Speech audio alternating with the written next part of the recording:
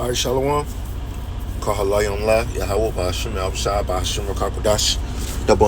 Double honor to the apostles and to the elders of Great Millstone. Much peace, love, and salutation to all the brothers doing this work in truth and sincerity. Shalom. This is the brother Patak back again through the Spirit with another lesson. Lord willing, be edifying. This lesson is going to be centered around famine and encouraging words, encouraging precepts that give brothers faith in believing in Yahweh Shema Shah in these last days, and the things that the Lord will do for his elect. You know what I'm saying? Just something that, uplift your spirits and Lord willing, get more faith in Yahweh Shema Shah. But it's the brother talk back again through the Spirit with another lesson. Lord willing to be edifying. So let's get right into it. This is the book of Psalm 72. I'm going to start at verse 20. It says, "Behold, he smote the rock that the water gushed out and the streams overflowed. Can he give bread also? Can he provide flesh for his people?" So this is a psalm of Asaph, and he's going over the accounts of all the things that the Lord have done. If I go to the title of this chapter in my Bible, it says, "The story of God, the Most High's wrath against incredulous and the disobedient." So the unbelieving and the disobedient. So let's go back to verse 20. So this account is speaking about verse 20 is speaking about when Moses smote the rock, because when the people was in the wilderness, they was thirsty and they was hungry. So the Lord provided them with food and water out of a rock. Moses smote the rock and water gushed out of the rock. And he's asking, can the Lord provide bread and flesh, which is quails? Let's keep reading verse 21. "Therefore Yahweh heard this and was wroth. So a fire was kindled against Jacob, and anger also came up against Israel," because they were speaking against the Lord. They thought they was on a certain level. They were speaking against Moses. They thought they were speaking against Moses, but Moses was just a judge. They were speaking against the Heavenly Father. They was murmuring against the Lord, saying, "Oh, the Lord brought us out of the land of Egypt to kill us." The Lord, they couldn't fast. They couldn't suffer. They just wanted food when they wanted it. They was lusting. They didn't know how to be patient. They didn't know how to suffer. So this is Psalm 73, 78, and 21. "Therefore Yahweh heard this and was wroth. So a fire was kindled against Jacob, and anger also came up against Israel," because they was being niggas, man. They didn't know how to be patient. They didn't know how to suffer. They didn't know how to fast. And ultimately, they didn't have faith and believe in Yahweh Shema Shah. They didn't believe in the Lord. They didn't trust in the Lord. And that pissed the Lord off, because he was not going to allow us to perish in the wilderness. He was going to feed us.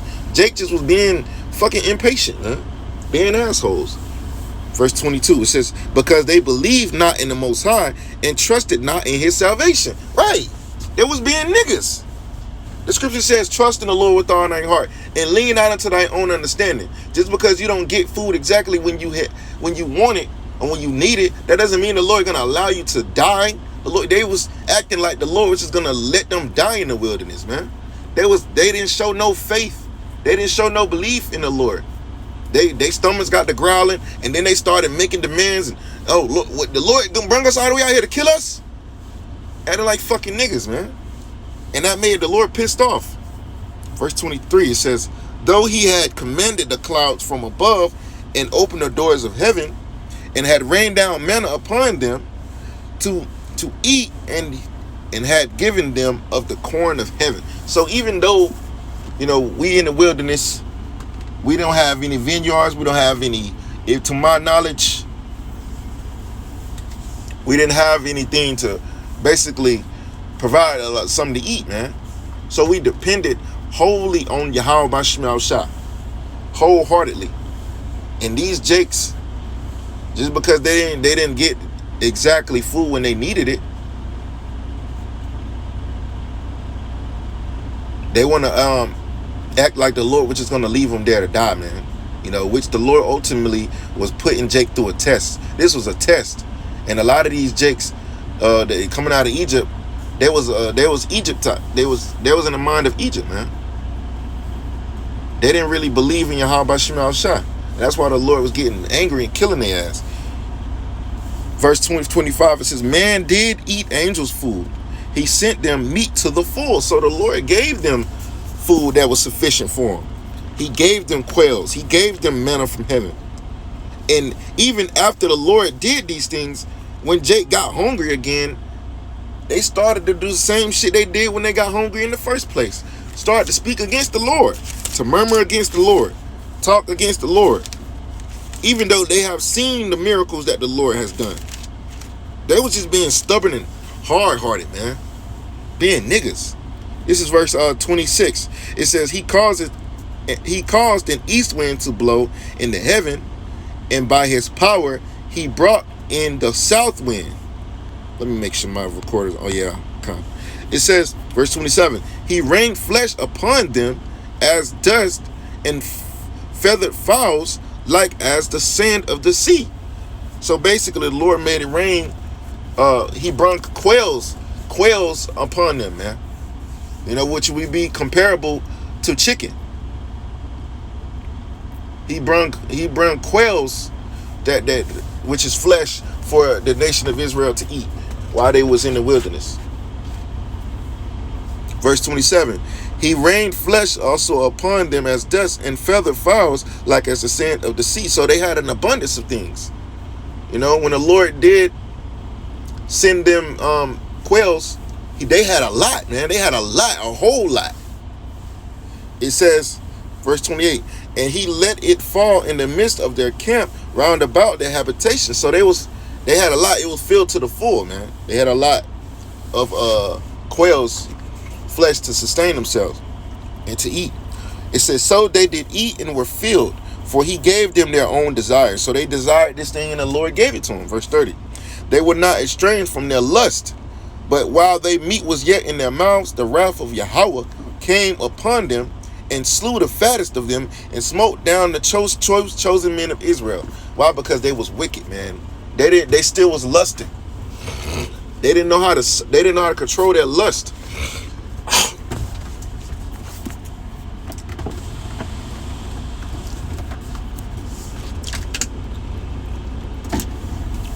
They didn't know how to control their lust, man. Their lust for flesh. You know, the lust that they had become accustomed to in Egypt. They didn't know how to suffer, and that's what, most importantly, why the Lord Yahweh Shema Shah was killing them off, man. Because they just was stuck in their ways, man. They stuck in the mindset of Egypt, and they needed to be dealt with. Because there's no remedy for them niggas, man. They wasn't satisfied. This is Psalm 78 and 32. It says, for all they still sin. They sin still and believe not for his wondrous works. So they didn't consider nothing that the Lord was doing. They didn't consider. They still didn't believe in Yahweh Shema Shah. They still didn't trust in the Lord. They still was acting a certain way, man. Verse 33. It says, therefore their days did he consume in vanity, and their years in trouble. When he slew them, then they sought him, and they returned and inquired early after the Most High. And they remembered that power was the Most High Yahweh was their rock, and the high God, their Redeemer. Nevertheless, they did flatter him with their mouth, and they lied unto him with their tongues. So they acted like they was putting on the front. Verse 37 tells you, it says, for their heart was not right with him, neither were they steadfast in his covenant. Because Jacob they had an obedience problem. They wasn't following orders. Because it came one day when the Lord told them on the Sabbath you can't gather up no quails. But yet you have Jake's trying to gather up quails on the Sabbath day. Let's get it.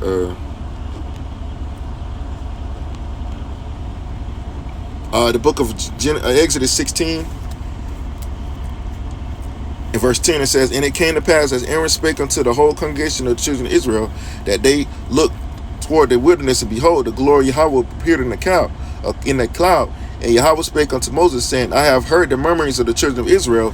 Speak unto them, saying, at eve Ye shall eat flesh, and in the morning ye shall be filled with bread. And ye shall know that I am Yahweh your power. And it came to pass that at eve the quails came up and covered the camp, and in the morning the dew lay round about the host. And when the dew that lay was gone up, behold, upon the face of the wilderness there lay a small round thing, as small as the hoar frost of the wind. And when the children of Israel saw it, they said one to another, It is manna, for they wist not what it was. And Moses said unto them, This is the bread which Yahweh hath given you to eat. This is the thing which Yahweh hath commanded. Gather ye of it every man according to his eating, an omer for every man according to the number of your persons. Take ye every man for them which is in his tents. And the children of Israel did so, and gathered some more, some less.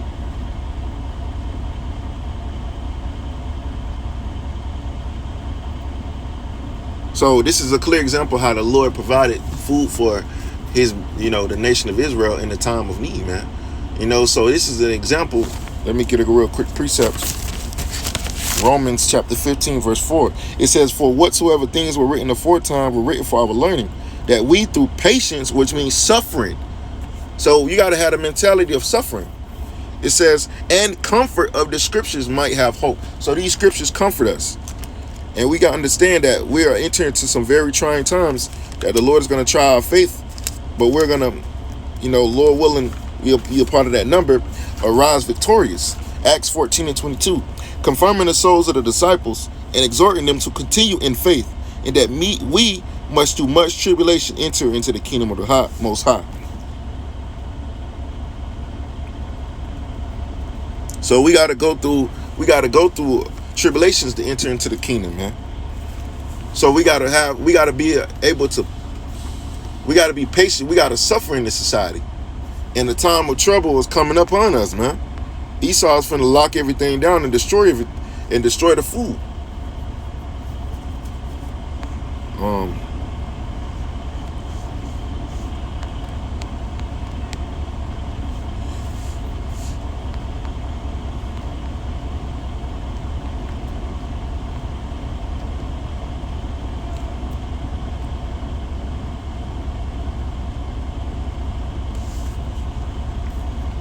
Job chapter 5, verse 20. I'm going to start at verse 19. It says, He shall deliver thee in troubles, yea, in 6, like it says. Job 20 and 19, it says, Yea, he shall deliver thee in 6 troubles, yea, in 7, there shall no evil touch thee. Just a wash out. Yes, sir. Salakia. Job 5 and 20 says, In famine he shall 5 and 20 says, In famine he shall redeem thee from death, and in war from the power of the sword. So we're approaching a heavy famine, man. The government of America is warning the dummies of America about a pending famine, which we, through the spirit of Yahweh Shema Shah, been warning Jacob that a famine is going to come. Verse 21, it says, Thou shalt be hid from the scourge of the tongue, neither shall thou be afraid of destruction when it cometh. At destruction and famine thou shalt laugh, neither shalt thou be afraid of the beast of the earth. So the Lord is going to have his men that believe in him in a good case in the days of a famine. So we are not to worry about it. These are just comforting words through the Spirit.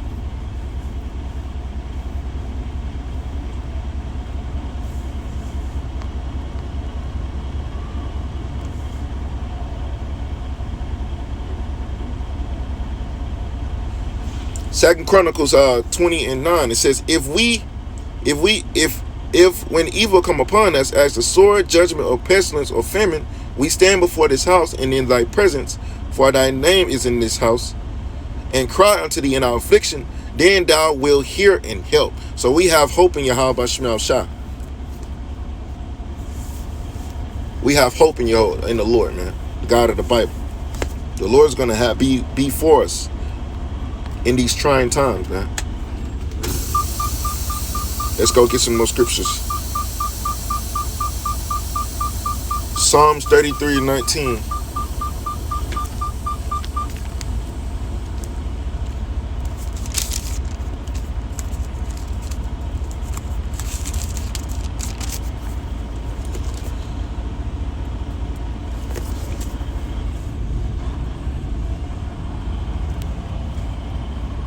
Psalms 33 and 19.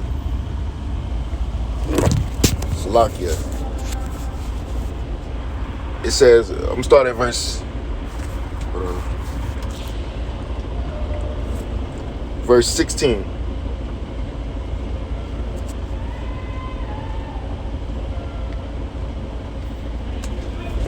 This is Psalms 33, and I'm going to start at verse 16. It says, there is no king saved by the multitude of an host. A mighty man is not delivered by much strength. No, I'm going to start at verse 18. It says, behold, the eye of Yahweh is upon them that fear him, upon them that hope in his mercy, to deliver their soul from death and to keep them alive in famine. So with that, man, hey, I'm going to cut this lesson short for the sake of time.